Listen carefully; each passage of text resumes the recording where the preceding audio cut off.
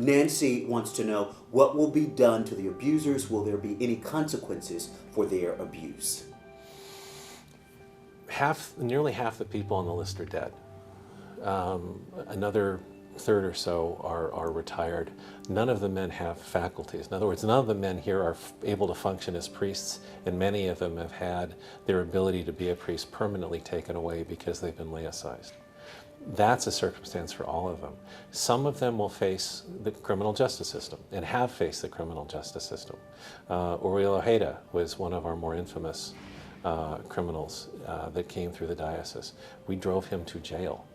And we supported and have supported that family and helped to make sure that took place. Bruce says everybody involved in the cover-up needs to be punished too. How would you respond to Bruce?